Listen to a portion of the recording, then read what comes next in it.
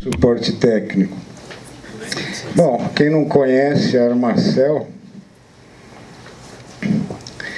a história dela começou em 1860, quer dizer, há muitos anos atrás, com Thomas Armstrong. Ele começou a fabricar rolhas de cortiça, né? Aí o grupo Armstrong, depois de muito tempo, em 1954, ele desenvolveu a espuma elastomérica para isolamento térmico e passou a se chamar Armaflex. E até hoje essa marca prevalece. Então é uma marca que é mais velha que eu, né? Tem 68 anos já de idade. Então não requer grandes apresentações. Apesar que muita gente ainda questiona, né? Mas eu vou tentar, nessa palestra, mostrar para vocês algumas diferenças. Bom, em 2000, a divisão de isolamento térmico da Armstrong vendeu, né, a divisão de isolamento térmico e passou a se chamar Armacel. Em 2002, a Armacel inaugurou a primeira fábrica aqui no Brasil, em Pindamonhangaba, lá em São Paulo.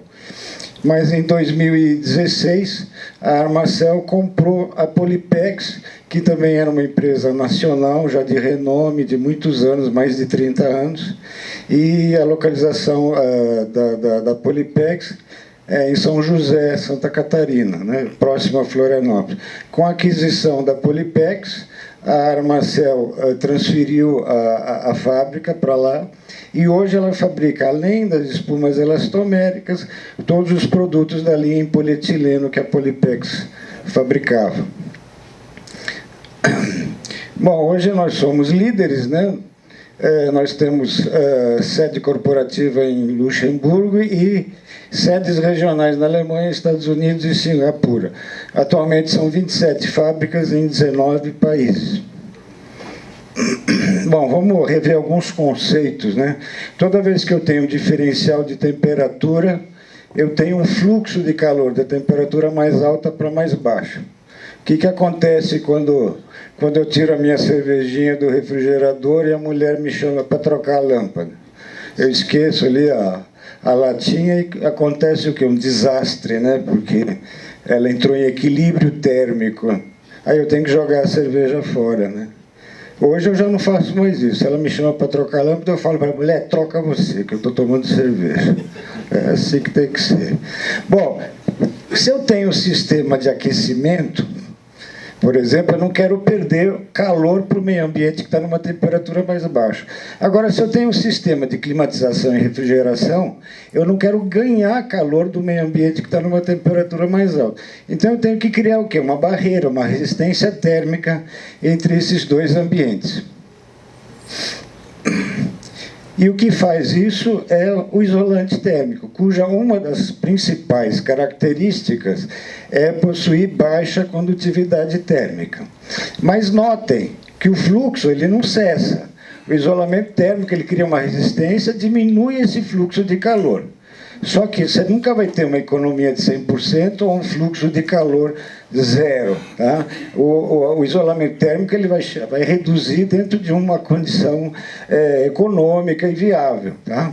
Se isso fosse possível, né, minha cerveja jamais ia esquentar, né, se eu tivesse um isolamento térmico. Se bem que, conselho, nunca isole a latinha de cerveja. Não resolve nada. Vocês têm que tomar ela o mais rápido possível. Ela vai esquentar, mesmo com isolamento. Tem esses copos Stanley, não sei mais o que, isso é tudo balela. Beber rápido. Agora tem uma outra condição, né? Além do fluxo de calor, quando você trabalha com temperaturas abaixo do ambiente, o que ocorre? Ocorre a condensação, né? O que é a condensação? É o vapor de água contido no ar. Quando esse ar, né, encontra uma superfície, um elemento, cuja temperatura dessa superfície esteja abaixo da temperatura de ponto de orvalho, o que acontece? O vapor contido nesse ar passa para o estado líquido, né? Porque o ar, quando chega à temperatura de orvalho, está saturado, a umidade dele é 100%. Então, abaixo da de orvalho, o que acontece? Acontece a condensação. Então, o isolamento também tem que ser dimensionado de forma que a temperatura superficial dele fique acima da temperatura de ponto de orvalho. Mas o que acontece também quando eu tenho um diferencial de temperatura? eu tenho um diferencial de pressão parcial do vapor. Temperatura mais alta, a minha pressão de vapor é mais alta. Temperatura mais baixa, a pressão parcial de vapor é mais baixa. Como é que a gente respira? O diafragma cria uma pressão abaixo da pressão atmosférica, para o ar poder entrar.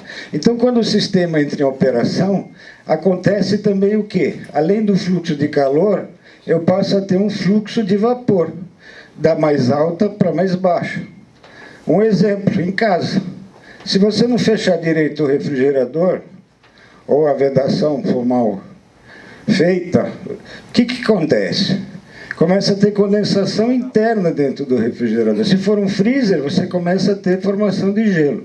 Isso não tem jeito, que ele abre e fecha. Tanto é que os refrigeradores modernos têm até um degelo automático lá, né? E isso acontece também entre ambientes, tá?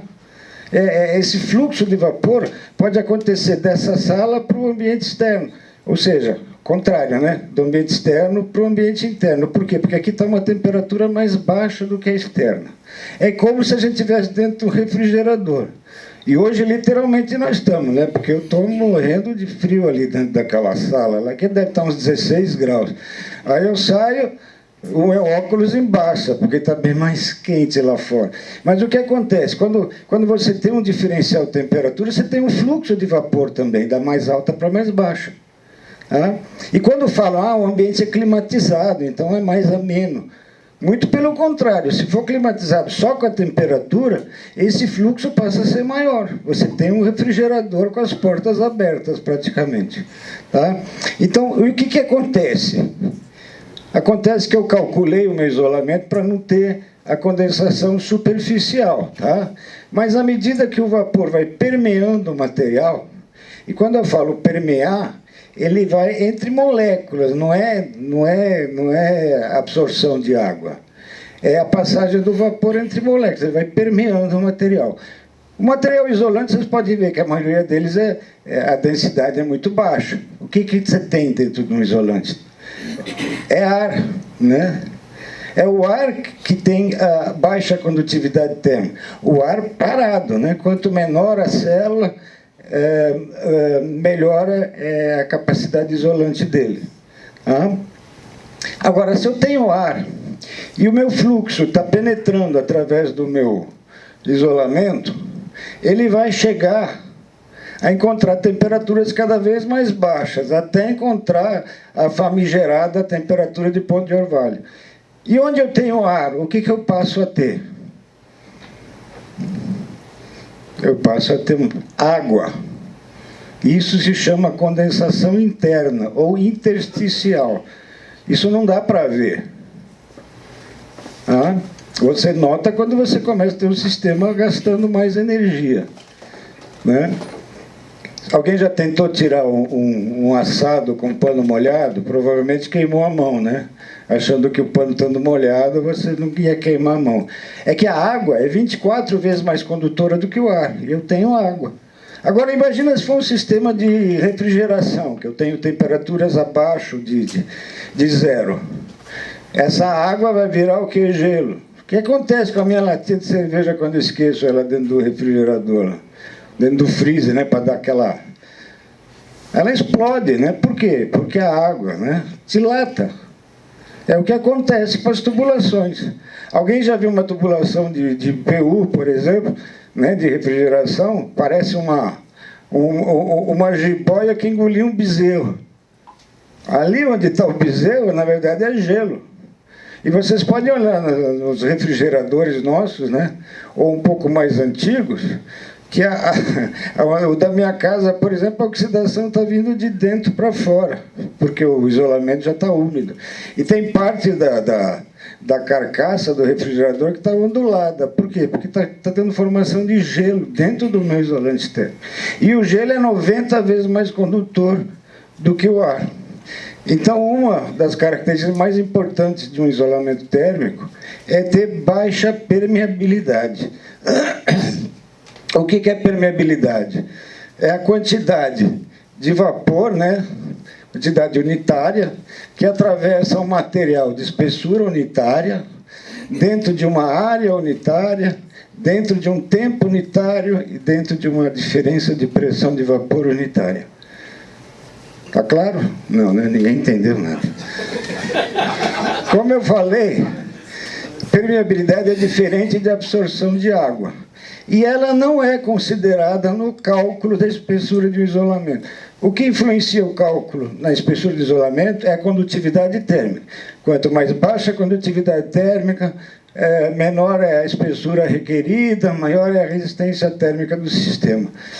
E isso influi diretamente na performance e vida útil do isolamento.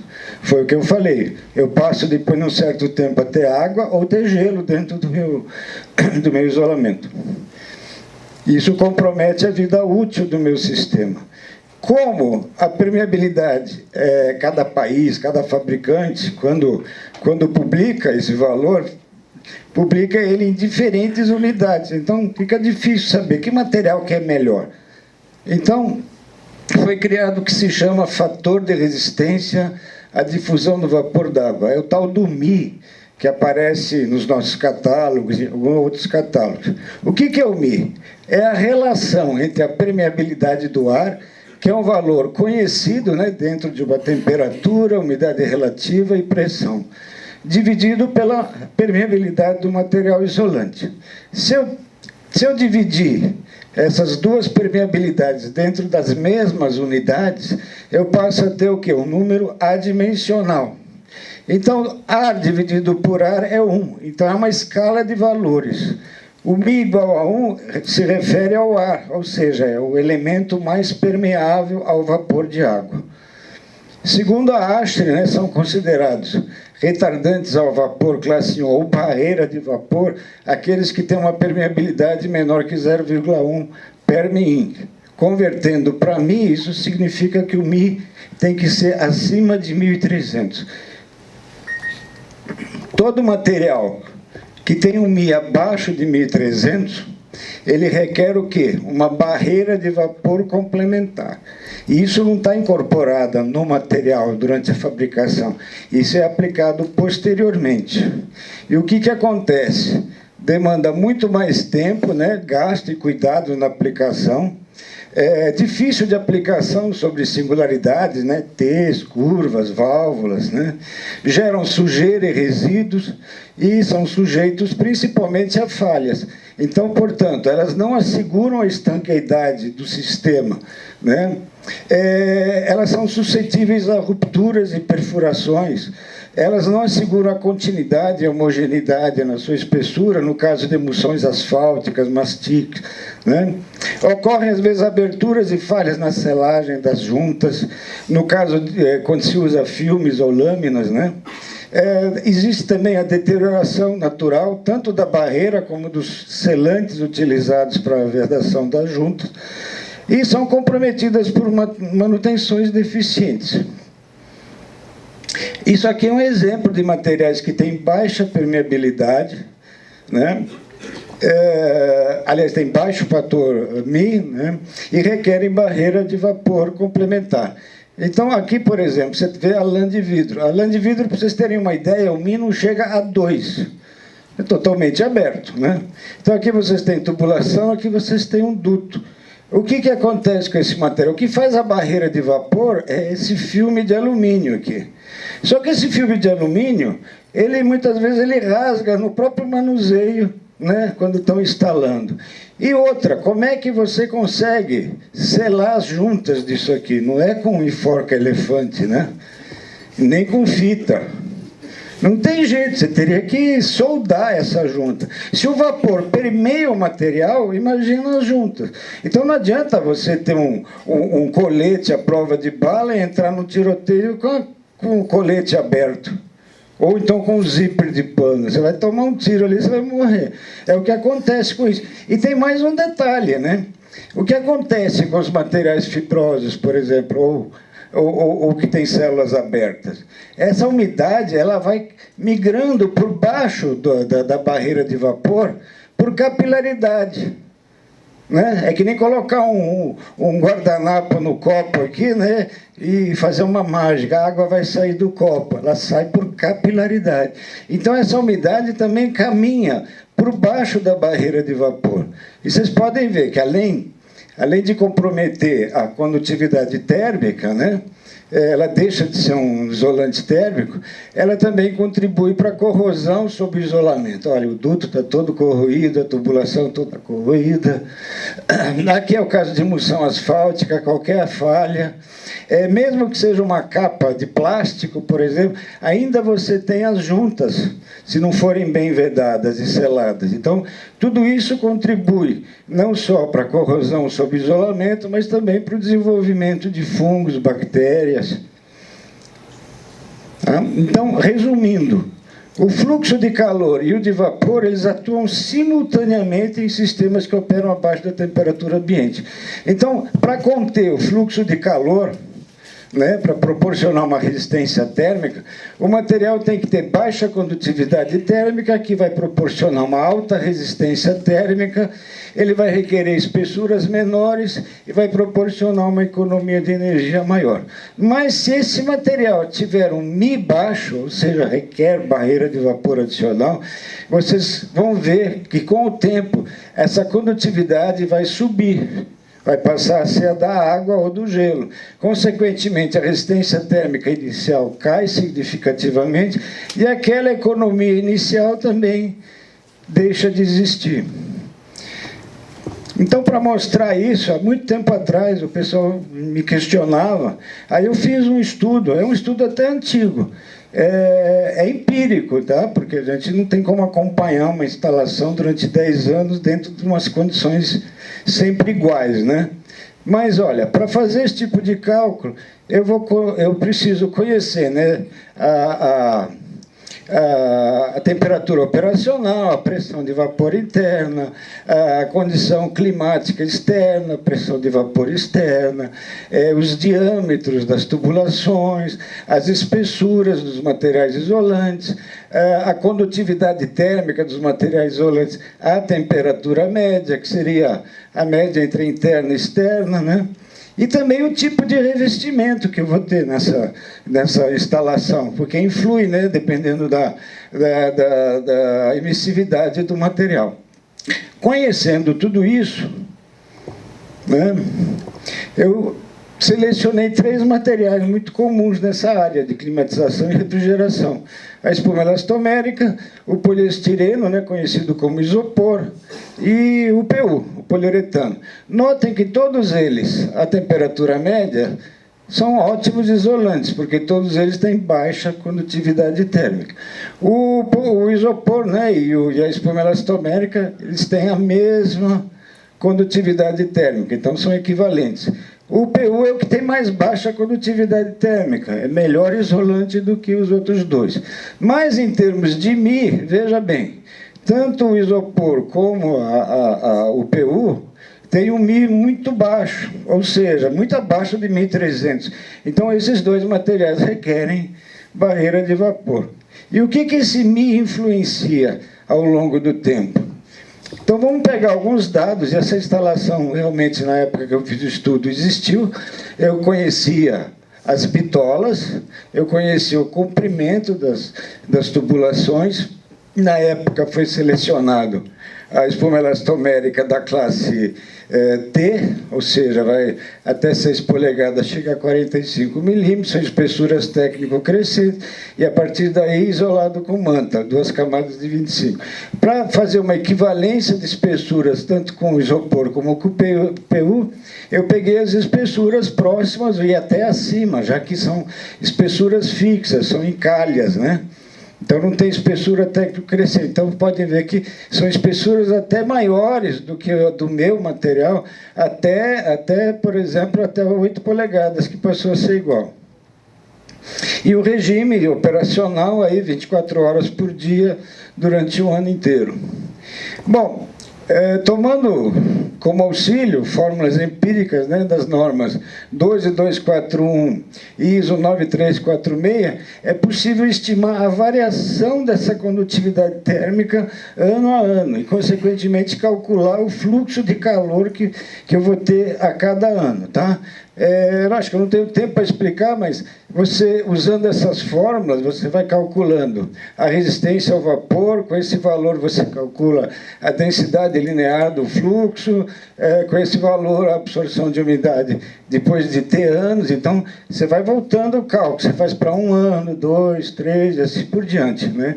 Com isso, eu também vou obter o quê? O valor da condutividade térmica inicial, depois de 1 ano, depois de 2, de 3, até 10 que eu fiz o meu estudo. Com essa condutividade térmica, posso também calcular o fluxo de calor. Tudo isso, depois de 2 meses de cálculo, eu cheguei nisso aqui. Então, aqui, ó, o que está em vermelho é a tubulação sem isolamento. Esse é o fluxo inicial e vai acumulando ano a ano. Tá? Isso é um fluxo de calor acumulado ano a ano. E aqui estão os 3 materiais que eu estou comparando. Notem que todos eles, em relação à tubulação sem isolamento, geraram uma redução bastante significativa. Né? Você vê, o PU, que é o que tem mais baixa condutividade térmica, é o que tem o menor fluxo de calor, o melhor resultado inicial. O poliestireno e a espuma elastomérica deveria ter o valor igual, mas lembre-se que eu mostrei no início, que a espessura do isopor está um pouquinho maior do que a nossa, por isso que ele deu um fluxo de calor menor, proporcionou uma resistência maior. Então, isso com o passar dos anos, veja que no final de 10 anos, aqui eu tenho os valores acumulados. Né? Notem a diferença do isopor e do PU em relação à espuma elastomérica. Tá? E depois uma relação com a linha sem isolamento. Eu acho que fazendo por economia de energia, com os valores do fluxo de calor, a gente chega nesses resultados. Inicialmente, a economia energética desses 3 materiais é acima de 80%. O melhor deles é o PU, ele proporciona uma economia de 87%. Mas, à medida que o tempo passa, eu tenho a influência do Mi, ou seja, eu tenho o fluxo de vapor migrando para o meu material isolante por permeabilidade. Então, notem que, já no segundo ano, a economia de 87, 83 passou para 65, 68, e no final de 10 anos, esses 2 materiais que inicialmente tinham um comportamento, tinham proporcionado uma economia até melhor, caiu para algo aí abaixo de 40. Enquanto que a espuma elastomérica também teve uma queda, ela também vai absorver umidade com o passar do tempo, por difusão, mas é uma porcentagem muito pequena. Então, ainda você tem uma economia energética satisfatória. Bom, é claro, né, como eu falei, esses resultados são específicos, né, e empíricos, expressam os valores mais críticos, porque eu não tenho qualquer variação, é como se fosse um sistema ideal. Né? Então, eu não tenho manutenção, eu não tenho variação climática, não tenho variação operacional, não tenho nada, não tenho o cara botando um enforca-gato ou pisando na minha tubulação, enfim. Porque, na prática, né, claro que eu tenho inúmeros fatores, como eu falei, variações climáticas, operacionais, o porte da instalação, o regime operacional, disposição e comprimento das linhas, condições de contorno, tipo e qualidade dos materiais que constituem a barreira de vapor e o selante das juntas, o tipo de revestimento influi bastante, a espessura do isolamento, a integridade do isolamento, e cuidados, né, principalmente na instalação e manutenção do sistema. Embora eles sejam específicos para as condições de estudo, né, que pode variar de instalação para instalação, mas, na verdade, o comportamento de qualquer sistema, não precisa ser só tubulação ou água gelada, pode ser climatização, frio comercial, frio industrial, o comportamento vai ser análogo. Pode demorar mais que 2 anos, para falir ou menos, enfim. vai variar muito das condições. É que nem a geladeira nova, né? Você compra a geladeira, ela funciona, você pensa que está quebrada porque ela não liga. Por que ela não liga? Porque o isolamento está seco, está novinho. Depois de um ano você acha, puxa, a geladeira é boa mesmo, né? O tempo todo fazendo... Por quê? Porque o isolante começou a ficar úmido, né? Então ela trabalha muito mais, o termostato liga muito mais vezes, né, para manter aquela temperatura. Tá? Os sistemas que utilizam o isopor e o PU, como vocês viram no estudo, eles estão fadados à condensação interna, né? E a presença disso, né, atesta que as propriedades originais estão sofrendo deterioração, e isso a gente não percebe. No caso da geladeira, quando você compra uma geladeira nova, você nunca joga a velha fora. Então, não dá para perceber que você teve uma redução na conta da energia.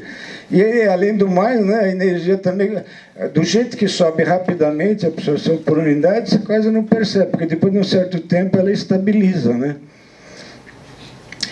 É claro que o isopor e o PU são excelentes isolantes, mas eles não possuem, né, algumas características exigidas para o isolamento no campo do frio, né? Ou seja, temperaturas abaixo do ambiente, e que são inerentes à espuma elastomérica, né, como a gente pode observar nesse quadro comparativo aqui. Você vê que, em questão de condutividade e resistência térmica inicial, os três se equivalem. O PU, por exemplo, é o melhor de todos, né? Mas o que acontece quando o sistema entra em operação? A resistência térmica, com o passar do tempo, cai, né, dos outros materiais, a baixa permeabilidade aumenta, né? Quer dizer, a alta resistência de fusão de vapor diminui, né?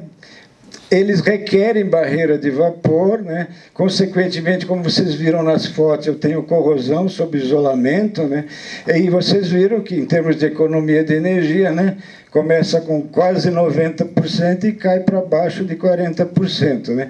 Além disso, né, a espuma elastomérica é flexível, já esses aqui são materiais rígidos, né? A estabilidade ao longo do tempo, né? Vocês viram que realmente cai bastante, né? E a instalação é um pouco mais complicada do que com a espuma elastomérica, tem muito mais sujeira, muito mais cuidados, barreira de vapor, enfim, tudo aquilo que vocês já estão carecas de conhecer. Então, é fato que a espuma elastomérica, como eu falei, demanda menos tempo na aplicação, é muito mais rápido, mais limpo, né? Mas existe uma dúvida, né? Será que esses benefícios são considerados por ocasião da elaboração do custo de aplicação e repassados ao cliente final? Geralmente é cobrado aquele que é mais difícil de fazer, que é o mais caro, então esse tipo de benefício praticamente desaparece, né? É uma pena.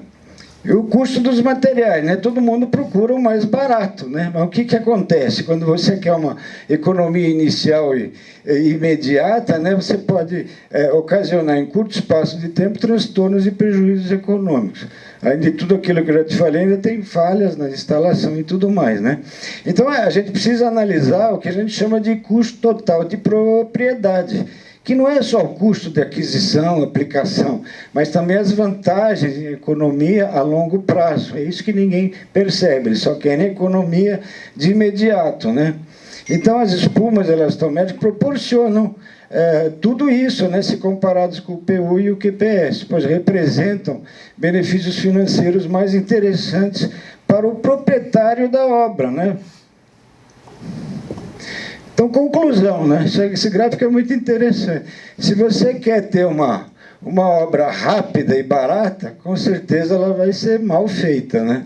Se você quer uma obra rápida e com qualidade, tem que ser muito bem paga, né? Se você quer uma obra rápida e grátis, vai sair um lixo, né? Se você quer barato e com qualidade, não pode ser feita, né? Se você quer barato, rápido e com qualidade, isso é uma utopia, né?